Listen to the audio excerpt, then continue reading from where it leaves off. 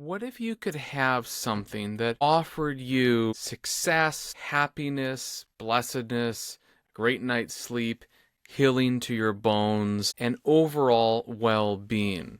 Seems like if you knew what that was, you'd pursue it with your whole person, your whole self. And yet, there is something that people everywhere recognize offers that very thing, at least upon reflection, and almost nobody pursues. And so what is that thing? Well, it's something that is old and venerable, something that people have talked about for hundreds of years, thousands of years. And that thing is wisdom. Now, if that stops you in your tracks and you go, well, that seems like a lame answer, well, just wait for a minute. Just hold on here for a second. Wisdom in any of the kind of ancient traditions of philosophy, the love of wisdom, was to seek the kind of life that can make you, say, happy and knowledgeable about the world around you. When it comes to the biblical tradition, for example, there's a book called Proverbs in which there's a character called Wisdom who cries out in the streets for people. And she makes all these promises. You'll have well-being, success, you'll have material success, you'll have spiritual success. You will live a better life than you would have had you not known about wisdom. There's something going on here that's really, really interesting. I want to show you just a couple of verses that talk about wisdom from Proverbs 8, and then just riff on that for a moment here. So, you can see here in Proverbs 8, there's this phrase that says, fools learn sense. Well, what is that saying? Well, a fool in Proverbs is someone who doesn't seek wisdom and their life leads to self-destruction. So Proverbs 7 there's a woman who's not your wife.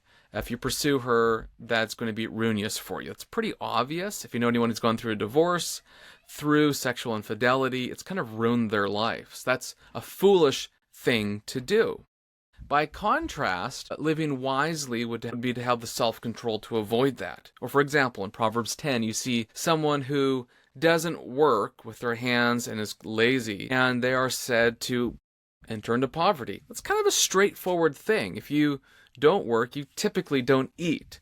Now, there are some exceptions to that. And on the flip side, Proverbs says that if you work hard, you tend to have money and food. Some of this is straightforward. And then you begin to see that the promises of wisdom are actually promises that really make sense and bear out our experience. When you look at a phrase like this, a fool is someone who just doesn't have common sense, you might say, and a wise person is someone who has common sense, who has self-control, works hard, etc. But the phrase here, learn sense, is interesting to me. If you look at it in Hebrew, what it's saying here is you're going to learn the heart. The word lave there is heart. And it's kind of an interesting statement, and it sounds almost like you need to come to know your inner life, your heart.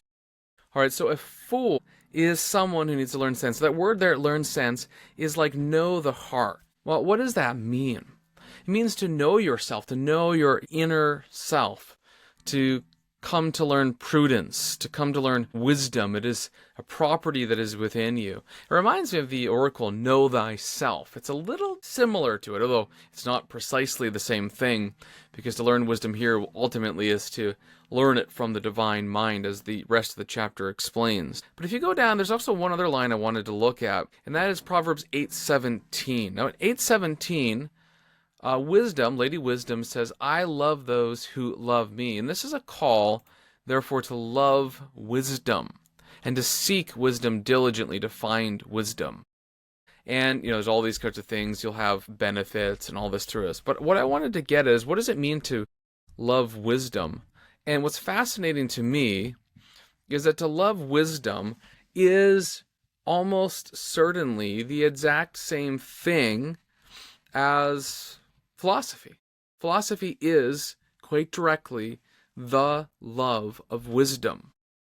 It is loving wisdom so that you might know how to live. And Proverbs 8 not only calls you to know your own heart, to know and grow in your capacity for prudence. So that is different than know thyself. I want to be clear on that, but there's a similar notion there.